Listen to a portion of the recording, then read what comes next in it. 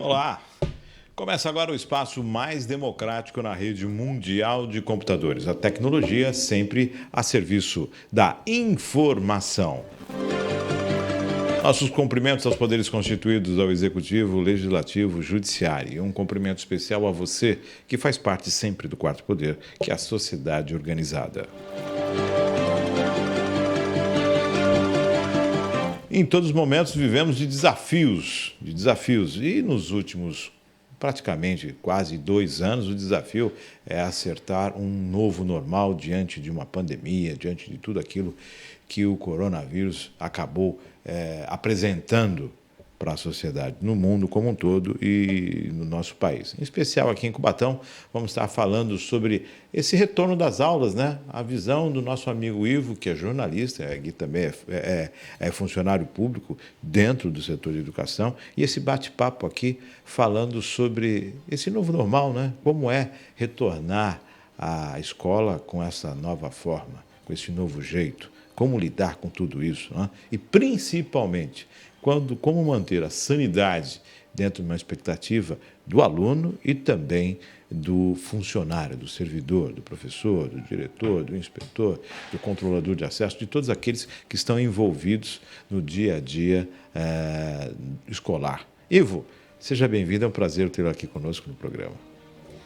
Obrigado, Chaves. Quero cumprimentar você e a todos que acompanham esse programa, que é sempre um espaço democrático para discutir as mais diversas ideias e temas que são úteis para a sociedade contemporânea. Na última vez que você esteve conosco aqui foi nos idos de 2019, 2018, 2019, né? Por aí, faz tempo. Faz tempo. Ivo, pandemia, você tem acompanhado isso de perto. Tem acompanhado isso muito perto. E é claro, é sempre uma preocupação lidar com a saúde, principalmente com esse inimigo que não se vê, né? Que não se tem uma ideia de onde ele está, né? E a gente acaba só descobrindo onde ele já esteve, né? Onde ele, no momento exato onde ele está, a gente não consegue identificar. Como é que é para você, Ivo, que viveu uma escola totalmente aberta, totalmente acalorada, uma escola onde as pessoas se abraçavam, se cumprimentavam, tinham o contato como sendo também uma das formas de interatividade. E hoje, presos aí a uma tela de computador, tela de celular. Pois é, Chaves.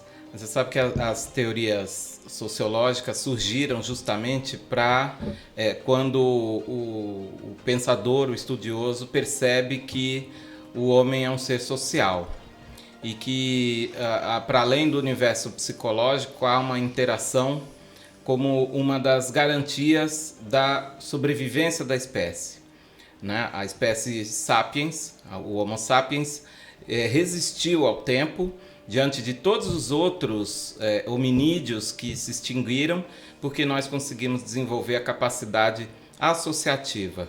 Um exemplo simples é assim: enquanto um dorme, enquanto um descansa, o outro vigia, não é? Enquanto um caça, o outro cuida da criação, enfim, dos filhos. Então essa capacidade associativa de estar junto foi que permitiu a existência da nossa espécie até os dias atuais.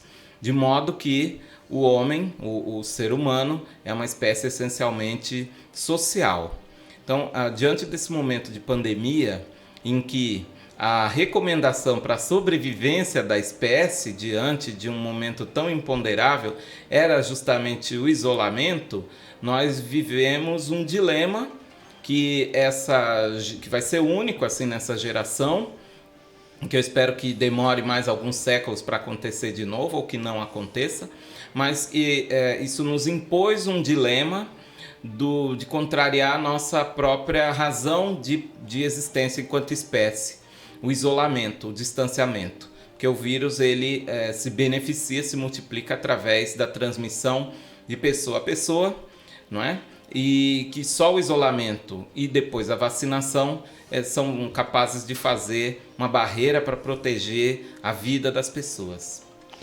Você colocou bem, nós sobrevivemos a tudo justamente pela união, né? Pela proximidade, pelo núcleo, né? pelos clãs da época das cavernas, depois da formação da civilização e pelo crescimento populacional. O fato de sermos inúmeros faz com que o comércio gire, o mercado funcione e a Terra acaba sendo um lugar de rotatividade de produtos, pessoas, financeira e tudo mais. Você falou, eu gostei muito dessa sua volta ao passado, mostrando o quanto é difícil, né? Poxa, a gente saiu lá e falou, bom, o negócio é se juntar para sobreviver. E agora, o negócio é que a gente não pode se juntar para sobreviver. Se ficar todo mundo junto, a coisa acaba podendo ser prejudicial. E agora vivendo esse novo normal. Para quem viveu a escola como eu vivi, como você viveu, de uma interatividade, como era a escola há pouco tempo atrás também, né? Porque ela não deixou de ser há muitos anos, ela deixou de ser há 1 ano e 8 meses, deixou de ser isso, a gente sente com um pesar muito grande. A ponto de que os alunos sempre reclamam, tem que ir para a escola, mas nesse 1 ano e meio acho que o que eles mais querem é voltar às aulas, né? Eu penso que esse momento que nós vivemos, nós adultos, tivemos muita dificuldade em lidar com isso, mas esse impacto foi particularmente mais significativo entre os jovens e as crianças. Porque eles estão, essa fase inicial da infância e do começo da adolescência, são fases em que se constrói alguns vínculos sociais, né? Quando a criança começa a ampliar o seu vínculo social para fora da família, não é? E ele vai construindo a sua identidade enquanto indivíduo a partir dessas construções sociais, desses círculos que vão se ampliando. E aí nessa fase crítica e importante da vida vem uma pandemia e a criança tem que ficar em casa. Então, esse impacto para nós adultos é imenso, mas para as crianças e adolescentes é muito maior.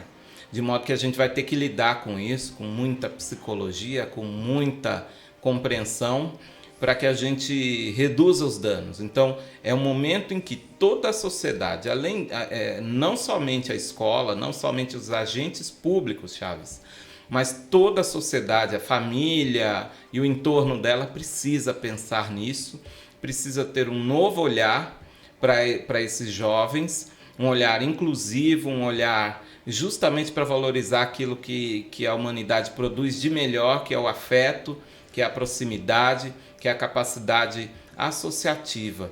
Então, a gente começa nesse retorno presencial dos alunos na escola a perceber que essa construção vai ter que ser feita. De alguma forma, a escola, seja ela pública, privada, seja ela no campo ou na cidade, ela precisa sim tá afeta essas questões, está discutindo tudo isso. Ivo, nós tivemos uma mudança de modal muito rápido, o presencial para o virtual. Foi instantâneo praticamente, assim.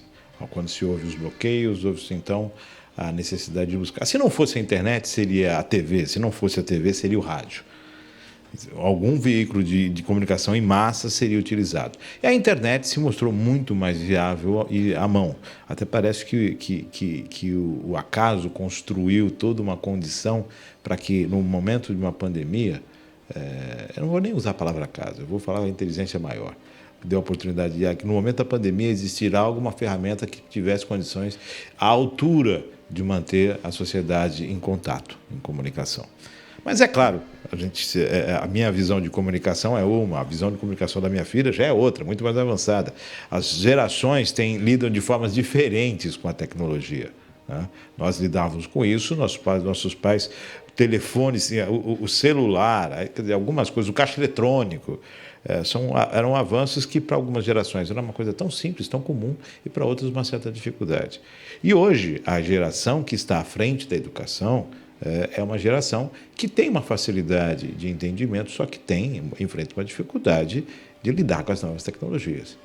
Nós não temos aí um grupo de jovens à frente da educação, até mesmo porque a excelência da educação muitas vezes se dá pelo acúmulo dos anos na profissão, né? E isso é benéfico. Então, um professor com longos anos de ensino tem uma experiência muito maior e consegue lidar com muito mais adversidades. Claro, não desmerecendo quem tem o menor tempo. Mas como lidar com isso? Precisamos da nova tecnologia e o professor tem que se desdobrar, virar um youtuber, do dia para a noite, Ivo. Pois é, a gente passou por uma revolução tecnológica no início dos anos 2000, em que a informação passou a ser um ativo valioso, não é? Antes de toda essa revolução, os produtos físicos que a indústria produzia era que tinham o maior valor agregado.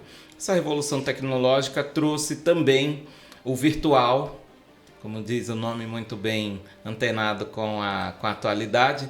O virtual passou a ter valor, né? A informação, a tecnologia na palma da mão passou a ter valor para a nossa sociedade. Não só valor econômico, mas um valor social também. Nós gostamos de informação, nós consumimos informação. Informação faz riqueza, faz dinheiro.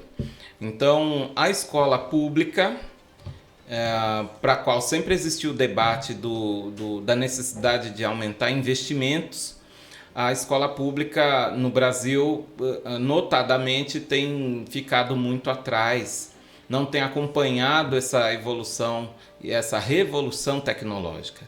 Na escola pública, a principal tecnologia continua sendo o giz, a lousa e o apagador. Num mundo que hoje é muito mais veloz, muito mais conectado, isso gera um descompasso, sim, entre o que se produz na escola, a forma de se produzir conhecimento na escola e a velocidade com que a sociedade gera informação. Então, esse descompasso tem sido objeto de debate dos especialistas, dos pedagogos, dos pensadores, da psique do pensamento, da construção do pensamento há muito tempo.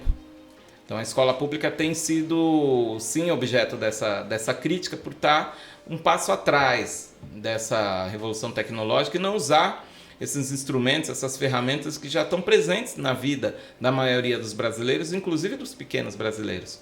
Então, antes mesmo da pandemia, a gente sabia já, quem trabalha em escola já sabia da deficiência da escola, da falta de equipamento tecnológico para fazer essa interlocução entre o conteúdo tradicional e as possibilidades que a tecnologia traz para ele, as potencialidades desse universo que já é familiar para muitos alunos, mesmo os de classe baixa. E a pandemia veio escancarar esse fosso, essa diferença entre o que a gente trabalha na escola e o mundo tecnológico que está posto na atualidade. Inclusive, é muito importante que a escola esteja pensando nisso e que os gestores públicos, prefeitos, governadores e presidente da República enxerguem a educação, sim, como um meio de acesso para essas tecnologias, porque elas estão relacionadas com o sucesso profissional, com a vida profissional dessas crianças que se tornarão adultos em 10, 15 anos e estarão entrando no mercado de trabalho sem a formação tecnológica, né, tão necessária nesses tempos que vivemos. Você fez um comentário, tecnologia. Eu sempre, nas quartas da educação, eu sempre defendia salas temáticas, informatização das escolas, dando condição de explorar o conteúdo, a internet como ferramenta de uma aula de geografia, na verdade de todas as aulas, desde a matemática até o desenho geométrico, todas poderiam se utilizar da tecnologia, da internet, de lousas digitais, de uma condição maior, os alunos, lógico, sem abandonar nunca a escrita, mas tendo aí uma coisa híbrida entre a escrita e o teclado, entre escrever e digitar, essa forma de se comunicar, né? Essa forma de transcrever a língua, né? De codificar e decodificar.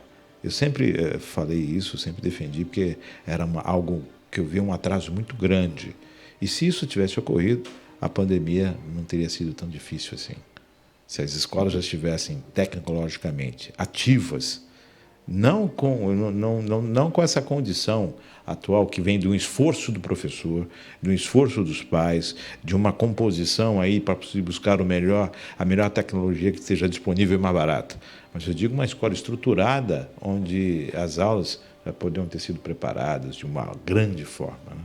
E o aluno poderia ter sido alcançado com conteúdo muito maior, com esforço, quem sabe, não digo menor, mas quem sabe que poderia ser empenhado de uma forma ainda maior. Essa tecnologia, Ivo, a gente não consegue alcançar, na sua opinião? A escola pública não consegue chegar na lousa digital, na condição das salas temáticas? O professor de história tem a sala de história para se dar o trabalho dele, o professor de matemática tem uma sala de matemática, de química tem a sala de química. A gente não consegue chegar nisso. Nós temos escolas enormes, grandiosas, escolas que compõem um quarteirão na cidade, espaço físico grandioso. A gente não consegue alcançar essa excelência? A gente consegue. Sim. Acho que a boa notícia é que é possível, perfeitamente possível, está ao alcance, sim, da escola pública. A má notícia é que depende da vontade do gestor, Chaves, dos prefeitos. No caso particular da nossa cidade, cidade de Cubatão, tem um orçamento muito generoso. O orçamento da educação é de quase 250 milhões de reais.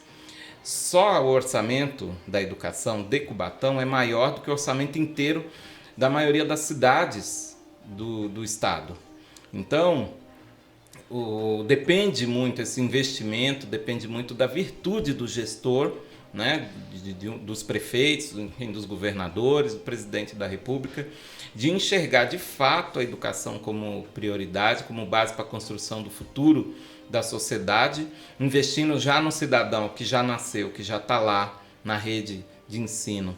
Então, a gente sabe que foram séculos menosprezando esse tema, então é óbvio que isso não se resolve em um mandato ou dois, mas uma política de Estado consistente e virtuosa, que leva em conta realmente a importância da educação.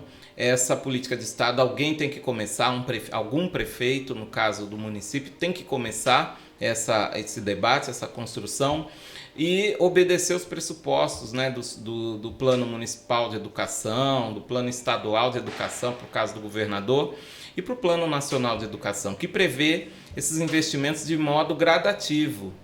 Não tem nenhuma proposta exagerada ou fora da realidade.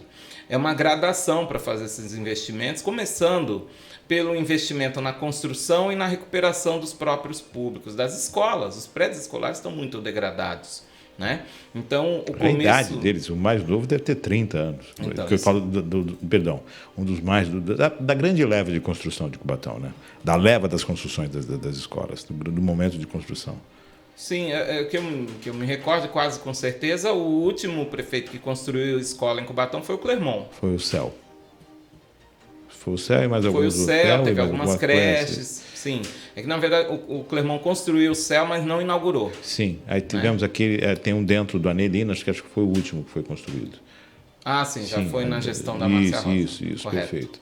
Mas as grandes escolas mesmo foi na época de Claro São Campos, Adir, foi todo esse momento. Então são prédios bem localizados, com prédios grandes, mas que com o decorrer das décadas, né, não tendo manutenção, não tendo investimento em manter esses prédios em bom funcionamento, eles hoje se apresentam numa condição muito precária.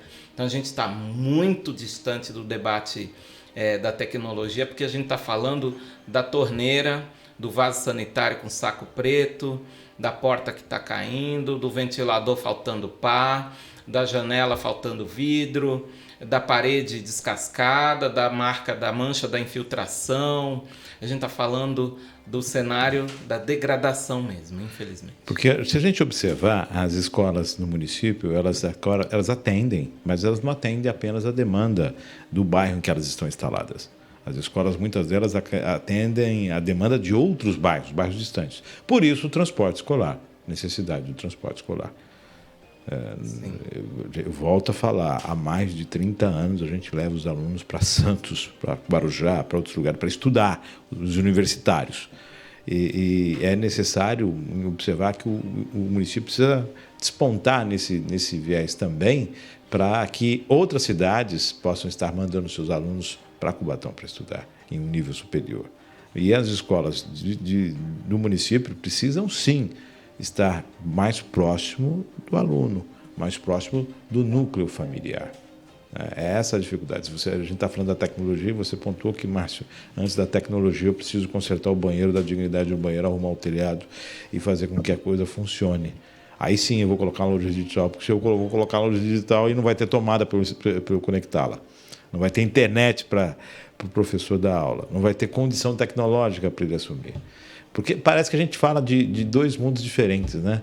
Tem um mundo dessa questão da administração pública, e aí eu estou falando a nível de Estado, em que as pessoas roubam milhões em alguns meses de pandemia, né? Em alguns hospitais de campanha, em alguns equipamentos que são comprados, superfaturados, que nunca chegam.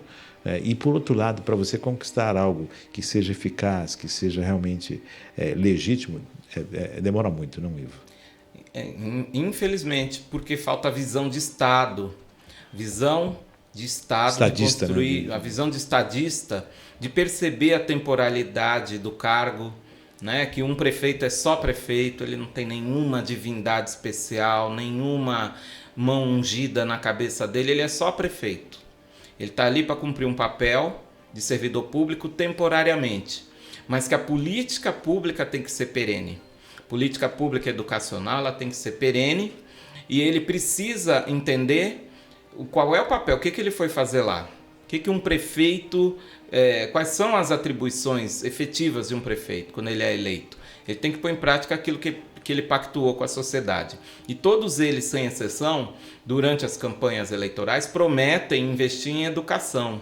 Essa promessa ela é muito ampla e, portanto, vaga, né? Investir em educação pode ser um monte de coisa. Mas, efetivamente falando, significa cumprir os pressupostos dos planos de educação. A gente, voltando a falar um pouco do que você tocou no início do seu comentário sobre o transporte escolar, o caso de Cubatão, por exemplo, que tem um plano diretor de 1995 que coloca como regra para o prefeito ou para os prefeitos a urbanização, a contenção dos crescimentos de núcleos habitacionais desordenados, enfim, de urbanização de favelas, faz com que você leve os serviços públicos para as áreas mais periféricas da cidade. Como os prefeitos, ou por incompetência, ou por indisposição, por absoluta falta de prioridade dos seus governos, não respeitaram, não seguiram, não colocaram em prática o plano diretor de 1995, a gente teve esse crescimento desordenado, sim, nas regiões periféricas, nas franjas do perímetro urbano, inclusive no crime ambiental, de invasão de áreas de preservação, áreas de encosta, áreas de risco para essas pessoas. E aí a gente teve esse crescimento desordenado lá, e isso torna o serviço público mais caro, porque você tem que transportar essas crianças para as áreas centrais, para as escolas mais centrais, e esse investimento que é caríssimo no transporte, ele limita a possibilidade de se construir escolas novas, porque a prefeitura está gastando no transporte escolar. Você está gastando com algo que, na verdade, de acordo com o próprio plano diretor, deveria ser suprido. Ou seja, nós temos lá o CAIC, enorme aquela escola. A área é enorme, quer dizer, ali cabe um centro educacional espetacular. E justamente dentro do próximo núcleo habitacional de uma área que não é um bairro legalizado, mas que, de fato, é um bairro. Já se tem uma vida, se tem comércio, se tem uma vida própria, se tem todo um trânsito ali. Quer dizer, há de se observar essa construção.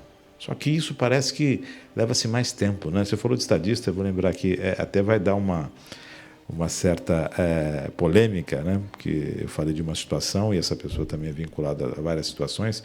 Eu estou falando do Paulo Maluf, quando foi construído o Tietê. Nossa, para que aquilo daquele tamanho? Para que aquilo? Onde já se viu um terminal rodoviário daquele tamanho? 15 anos depois, estava obsoleto. O Tietê já estava no gargalo da sua capacidade de receber os intermunicipais, né, os ônibus que traziam, quer dizer, hoje se discute outros terminais, porque o Tietê está sempre explodindo na sua capacidade, né, no limite da sua capacidade. E era uma coisa de estadista. Ponte do Mar Pequeno, todas umas ações que você observa que elas acabam atingindo um gargalo específico e conseguem resolver o problema. Mas é lógico, é o que você falou, é uma coisa que depende da observação do administrador. Isso é uma coisa de Estado. Pensar numa política que não é para o meu nome, para perpetuar o meu nome. É assim uma política para facilitar a vida das pessoas e corrigir esse trajeto de evolução. É isso aí. O serviço público tem procedimento, ele segue um rito que passa pelo planejamento. Nenhuma ação pode ser executada no serviço público sem antes ter tido um planejamento, um estudo de impacto, um estudo, enfim, nas diversas frentes que aqui uma ação pode gerar enquanto consequência. Por isso que se cria políticas públicas a partir dos planos decenais, dos planos plurianuais, para você fazer o planejamento, a previsão do impacto de uma ação. Né? A gente tem, para citar um exemplo da Baixada, teve um ex-prefeito da Praia Grande que construiu escolas seguindo as projeções do crescimento populacional da Praia Grande de 10 em 10 anos. Então eles fazem um estudo a partir de um recenseamento populacional e eles descobriam que em 10 anos iam ter tantas crianças no ensino fundamental, por exemplo... A demanda, né? A demanda ia crescer 10%. Então o prefeito da Praia Grande na época ampliava essa capacidade de vagas na mesma medida, 10%, construía mais 2, 3 escolas. Então, graças a essa política pautada pelo planejamento através dos indicadores sociais, é que o prefeito construiu uma agenda, uma pauta de governança que o colocou em sintonia com esse movimento populacional de quem se desloca de uma cidade ou até de outros estados para ir morar na Praia Grande. Então, isso conferiu a ele políticas públicas de Estado. Né? Então, um prefeito que atende integralmente a demanda de uma cidade que praticamente dobrou de população em 30, 40 anos. Né? Então, no caso de Cubatão, a gente teve um crescimento desordenado em áreas de ocupação irregular. Que não foi nada escondido, a olhos vistos, vamos falar a passagem, não é? Sim. Ninguém chegou a abrir uma cortina, olha o que tem aqui, surpresa. Não. Isso foi à luz do dia e, inclusive, sendo até estimulado por alguns políticos, por candidatos, por gente que conquistou mandato assim. Enfim, o populismo, né, do vem que tem, que você consegue. Então, infelizmente, o tempo que o gestor público poderia estar ocupado planejando o futuro, ele está consumindo num presente, nessa troca de favores no pior aspecto possível da política. É o que você falou, essa questão da política de Estado. Você falou também em projetar. Teve esse tempo hábil para se projetar o retorno de todas as formas necessárias? Você acha que realmente nós estamos lidando com o retorno dos alunos com uma propriedade, ou que, na verdade, a gente está lutando contra o tempo a todo momento? Então, a gente tem uma pesquisa, eu não lembro agora se é do Datafolha, não lembro ainda qual é o Instituto Grande, que percebeu que as crianças e adolescentes estão mais melancólicas, estão mais tristes nesse retorno presencial. A gente na escola também, eu tenho essa mesma percepção, estão um pouco mais quietos, estão um pouco mais silenciosos, um pouco mais calmos. Menos vibrantes? Menos vibrantes, talvez por conta mesmo desse medo mesmo, que os pais o tempo todo nós falando para os nossos filhos, olha, não sai não, fica em casa, cuidado. A gente acabou assustando mesmo, porque era necessário, era o que se tinha a fazer.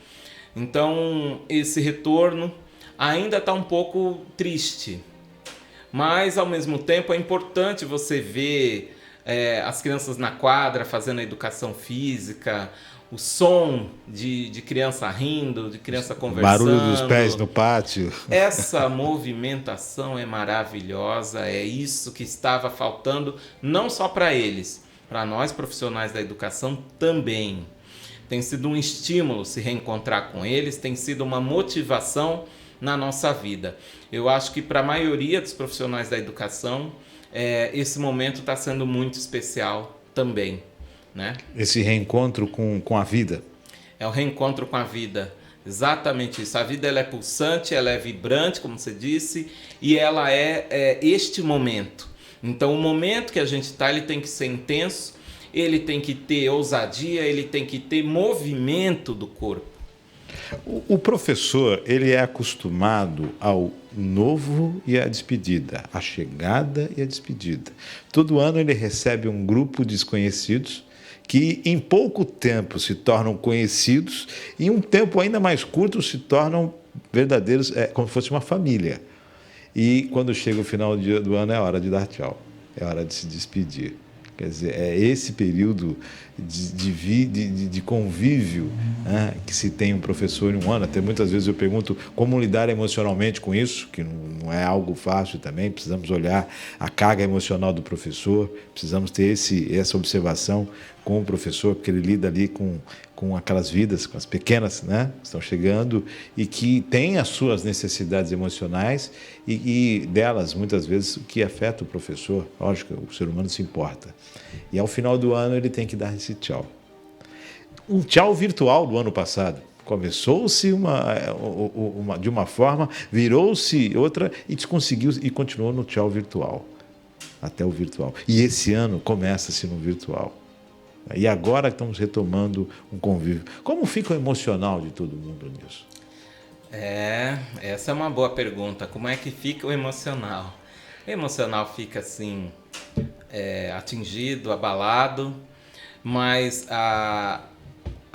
fica evidente uma coisa: o vínculo professor-aluno foi o que sobreviveu durante a pandemia, graças ao WhatsApp das professoras e dos professores. Rendo aqui, quantas vezes for necessário, a homenagem aos professores que, naquele ano de 2020, segurou os alunos através do celular deles, através do seu celular, professor.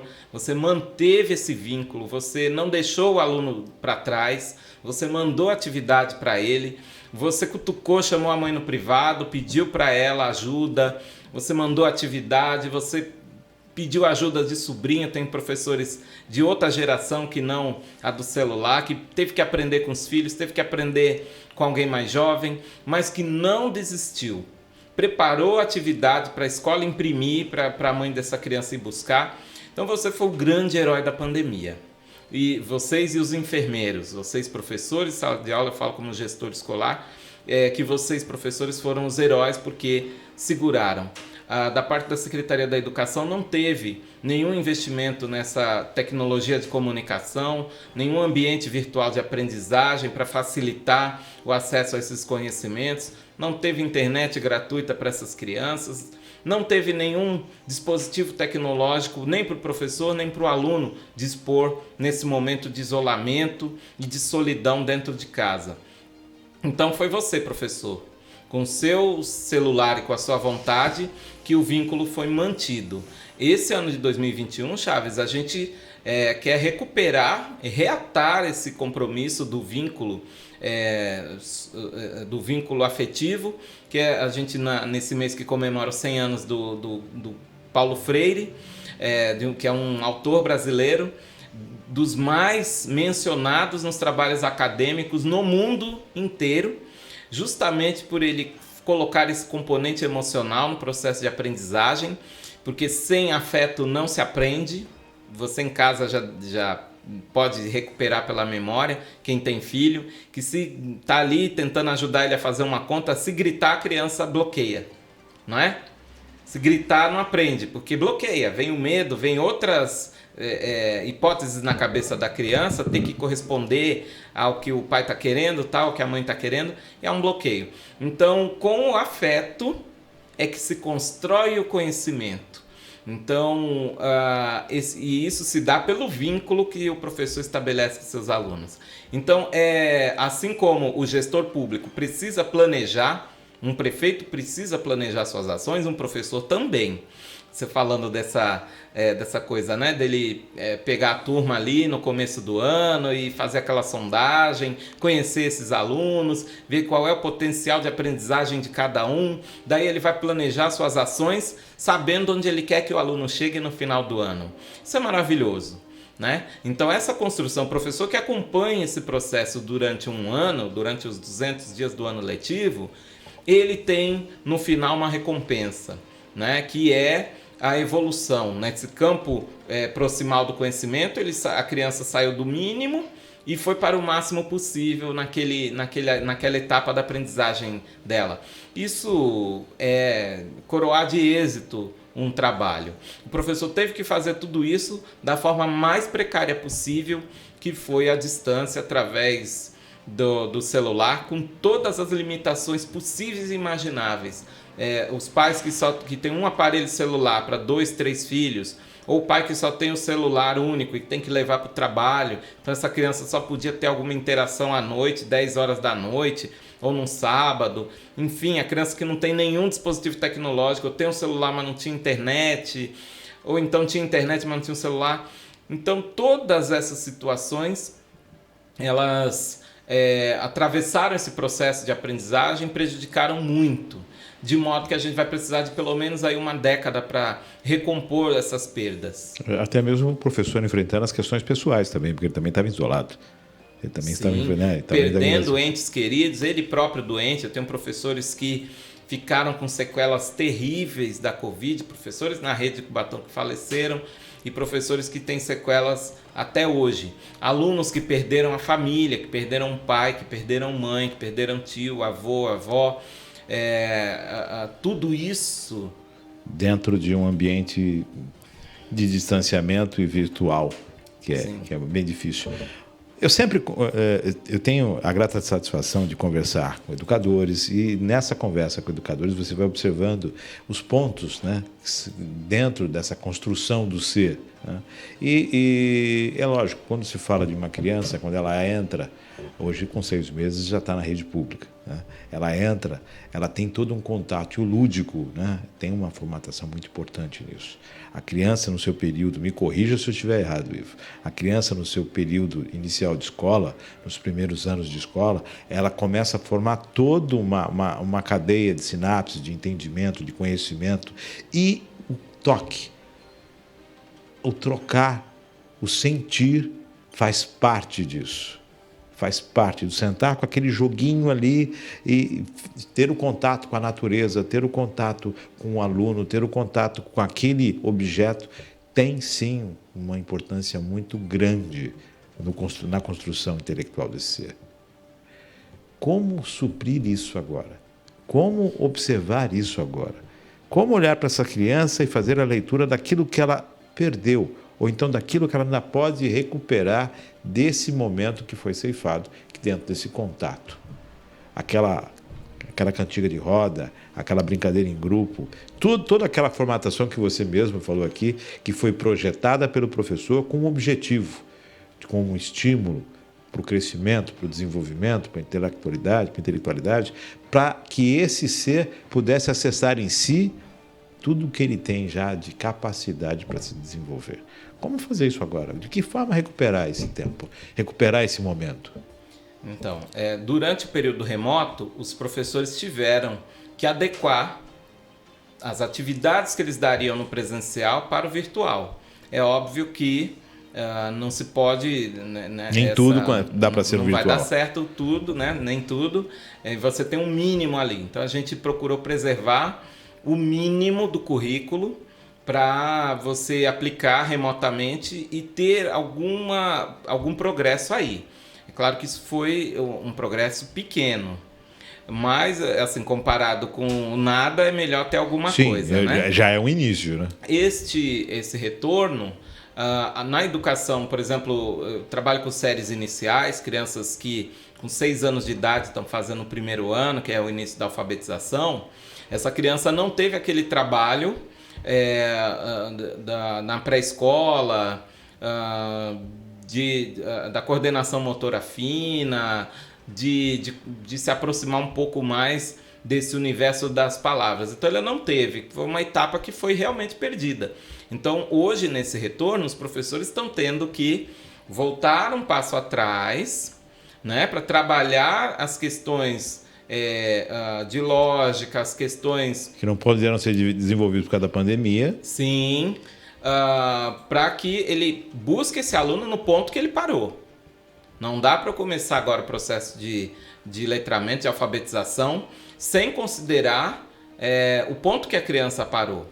Na verdade, então, eu tenho um aluno hoje que ele está no primeiro ano, 6 anos, primeira série, né, do ensino fundamental. Eu preciso observar, porque o ano passado, onde ele estava no último ano da pré-escola, da educação infantil, ele teve cerceado algumas coisas no ensino, devido a essa condição. Não se busca culpado, se busca assim, o entendimento. Então, eu como professor, eu não posso entender que ele já está apto aqui. Eu tenho que entender em que ponto, até que ponto ele conseguiu alcançar e de onde eu continuo o trabalho. Sim, temos um culpado, que é a pandemia. Sim, não, eu digo em relação a essa condição do aluno. Né? Então, a criança, e assim, aprender implica em muita abstração. Tudo tem muita subjetividade, a questão lógico-matemática, a multiplicação, a soma, enfim, tudo isso é muito subjetivo. Então, para a criança consolidar essa informação, essa aprendizagem, você precisa primeiro trabalhar com o concreto. Então, você precisa ter objetos palpáveis para ela entender que um objeto, uma caneta juntando com outra caneta, são duas canetas. Então, isso é uma abstração, que se a criança não trabalhar com esse material concreto, ela talvez tenha muita dificuldade para entender isso. Que isso que está na nossa cabeça de adulto, esse conceito está absolutamente consolidado. A gente consegue fazer a abstração matemática e lógica e de linguagem com a maior facilidade. Virou uma rotina instantânea para a gente. Não é? A criança não. A gente tem que pensar com a cabeça da criança que isso está se construindo. Essas subjetividades vão ser construídas ao longo da formação escolar dela. Então, hoje, os professores nesse presencial estão ainda nessa fase. Nós começamos aqui em Cubatão no dia 16 de agosto. Os professores ainda estão fazendo todo esse levantamento. Eles estão testando, né, com diversas atividades diferentes, em que nível de aprendizagem aquela criança está. Seja na matemática, seja nas linguagens, enfim, os professores estão trabalhando isso e eles já têm uma ideia do que essas crianças sabem para poder, a partir daí, construir um repertório para elas. Lembrando que a gente está já com um ano letivo já muito bem avançado, né? A gente já está chegando para o final do ano. Já estamos em setembro. Outubro já está batendo, já está chegando às portas de outubro aí. Isso. Em Cubatão, seguindo o Plano São Paulo, nós estamos com 50% dos alunos no revezamento. Então a criança não está indo para a escola todos os dias, seguidamente. Ela está obedecendo um revezamento. Numa semana é a turma A, na outra semana a turma B. Então ainda você tem um ritmo mais lento. O emocional, não voltou. A criança entrou na escola, não é aquela escola que ela havia deixado. Está diferente. Então tem mais espaço, né? Isso. Tem mais distanciamento. Tem mais distanciamento. A gente está com 50% mesmo, né? Da frequência. E trabalhando ainda nesse híbrido às quartas-feiras, dando alguma atividade para a criança que não foi, que não pôde ir, que a mãe não autorizou. Tem muitos pais que ainda não autorizaram seus filhos a ir para a escola no presencial. Tem crianças com algumas comorbidades ou familiares com algumas comorbidades que os pais não se sentem seguros em mandar essas crianças para a escola. As crianças que têm convívio com os avós ou com pessoas de idade, convívio diário, que acaba expondo também. A criança pode ser um vetor. Sim. Essa questão. Então tem tudo isto dentro da educação. Sim, então esse retorno para esse novo normal, eu acredito que até para os próprios professores que também estavam em trabalho remoto, eles sentiram a falta de novidade mesmo no prédio escolar. As escolas não receberam nenhum investimento que privilegiasse, por exemplo, os espaços de convívio ao ar livre. né? Então, esse seria o momento para fazer atividades ao ar livre dentro da Fora escola. de aula, distanciamento, o espaço, tem tudo isso. Então, a gente não teve nenhum mobiliário novo para contemplar esse espaço de jardim. A gente não teve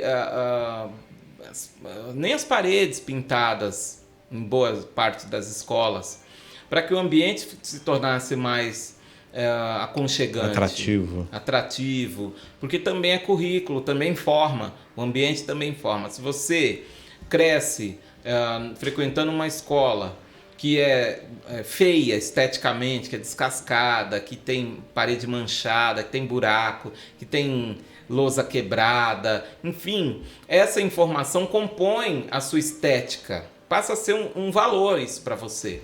E aí você pode se tornar um adulto que reproduz essa estética, você vai querer sim invadir um pedaço de mangue para construir uma moradia precária, porque isso está naturalizado pela estética da degradação. Então, para além da falta de conservação dos próprios públicos, das escolas, dos prédios escolares, você tem aí uma deformação da estética para essas crianças. Você cria um ambiente na mente daquele ser. Você cria naturaliza, um padrão, né? Vira um padrão. Um padrão. Há responsabilidade com tudo isso, né? Dessa forma. Você observa que em todo esse aspecto o emocional sempre foi muito presente, foi muito importante. E agora o emocional ele está sendo exercido ao máximo, né?